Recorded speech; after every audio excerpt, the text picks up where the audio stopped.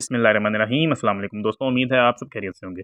जी तो दोस्तों, आज की वीडियो में हम डिस्कस करने वाले हैं एचबीएल बैंक की महाना आमदनी सेविंग अकाउंट के ऊपर कि महाना आमदन सेविंग अकाउंट किस तरीके से आपको प्रॉफिट देता है, कितने परसेंटेज पे देता है, क्या तरीक़ेकार है अप्लाई करने के लिए और कौन कौन से डॉक्यूमेंट रिक्वायर्ड हैं और क्या इसके फीचर्स हैं।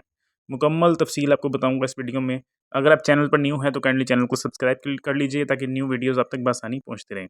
फर्स्ट ऑफ ऑल इसके फीचर्स की बात कर लें तो जी एचबीएल महाना आमदन अकाउंट के लिए आपका पाकिस्तानी होना, आपका पाकिस्तानी नेशनली शनाख्ती कार्ड, आईडी कार्ड होना ज़रूरी है जी, ठीक है जी। नेक्स्ट है जी HBL Mahana Aamdan account can be opened by all customer segment who are 18 years and above. 18 साल तक आपकी एज कम अज़ कम होनी चाहिए, इससे ऊपर, ठीक है जी। अगर आप सैलरीड पर्सन है चाहे बिजनेस पर्सन है, ठीक है जी, बिजनेसमैन है या सैलरीड पर्सन है, आपकी 18 साल तक कम अज़ कम एज होनी चाहिए। आगे वो बता रहे हैं कि जी profit is calculated on the daily day and balance maintain in the customer account. Daily basis पे आपका जो प्रॉफिट है वो कैलकुलेट होता है, ठीक है जी।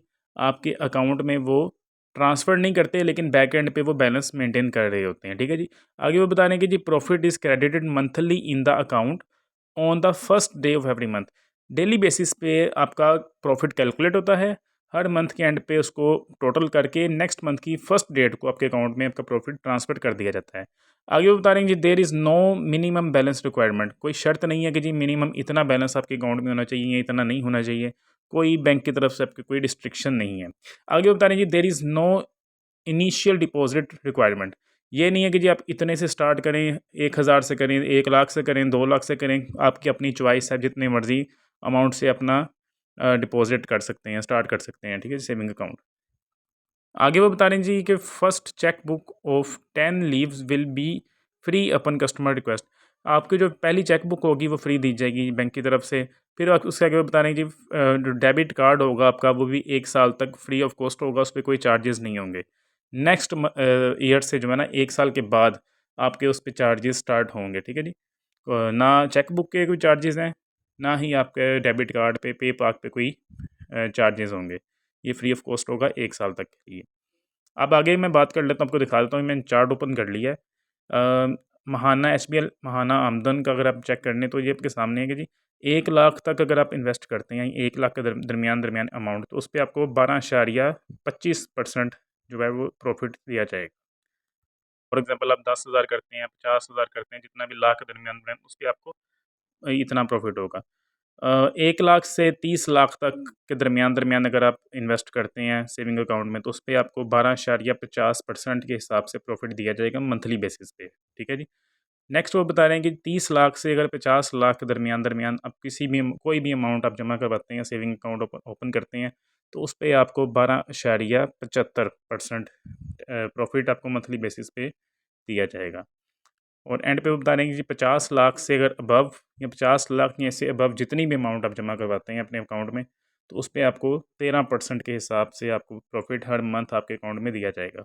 नीचे बता रहे हैं जी the profit is payable on monthly basis and calculated on daily closing. जैसा मैंने आपको पहले भी बताया कि जी मंथली बेसिस पे आपको कैलकुलेट करके मंथली बेसिस पे आपके अकाउंट में ये प्रॉफिट आ जाया करेगा। बहुत ही अच्छा एक सेविंग अकाउंट है, कोई इसमें वो शर्त कोई इतनी शराइत नहीं है, सिंपल है। आगे हम डॉक्यूमेंटेशन की बात कर लेते हैं कि कौन-कौन से डॉक्यूमेंट रिक्वायर्ड हैं आप अप्लाई करने के लिए। तो उसमें फ़र्स्ट ऑफ ऑल आ जाता है जी कि computerised smart national identity card CNIC या एनआईसीओपी ओवरसीज़ पाकिस्तानियों के लिए, या इसके अलावा पीओसी पाकिस्तान ओरिजिन कार्ड। इन तीनों में से कोई एक कार्ड भी अगर आपके पास अवेलेबल है तो वो आपको शो करवाना होगा, लाज़िम है, ठीक है जी। अगर आप सैलरीड पर्सन हैं, ठीक है, तो आपका आइडेंटिटी डॉक्यूमेंट जो बैंक आपसे मांगेगा वो देना पड़ेगा। Proof of income, any other supporting document as per existing bank policy. अगर बैंक कोई और डॉक्यूमेंट मांगता है वो आपको देना पड़ेगा। और अगर आप बिजनेसमैन हो तो फिर उसके लिए जी identity document of business owner, ठीक है जी। आपका जो भी डॉक्यूमेंट वो मांगेंगे बिजनेस का वो देना पड़ेगा, प्रूफ ऑफ इनकम देना पड़ेगा आपको। और एनी अदर सपोर्टिंग डॉक्यूमेंट, कोई और सपोर्टिंग डॉक्यूमेंट आपके अगर आप बैंक आपसे मांगता है तो वो भी आपको शो करवाना पड़ेगा। कोई इतना लंबा चौड़ा डॉक्यूमेंटेशन का क्राइटेरिया नहीं है, इसका सिंपल सा है बिल्कुल। जब आप बैंक जाएंगे तो आपको ईजिली पता चल जाएगा। तो बिज़नेसमैन के लिए भी इतना कुछ मुश्किल नहीं है, और सैलरीड पर्सन्स के लिए बिल्कुल सिंपल से रिक्वायरमेंट है। आगे हम बात कर लेते हैं कि हाउ टू अप्लाई, किस तरीके से आपने अप्लाई करना है, क्या तरीक़ेकार है। तो वो बता रहे हैं कि जी अपनी नेशनल एचबीएल के किसी भी करीबी आप अपनी ब्रांच में चले जाएँ, वहाँ जाके आपने दरख्वास्त जमा करवानी है और अप्लाई कर देंगे। बिल्कुल सिंपल है, कोई मुश्किल नहीं है। जी तो दोस्तों, उम्मीद है आपको आज की वीडियो पसंद आई होगी। वीडियो को लाइक करें, चैनल को सब्सक्राइब करें। कोई क्वेश्चन हो तो कमेंट्स बॉक्स में आप पूछ सकते हैं। Thank you. अल्लाह हाफ़िज़।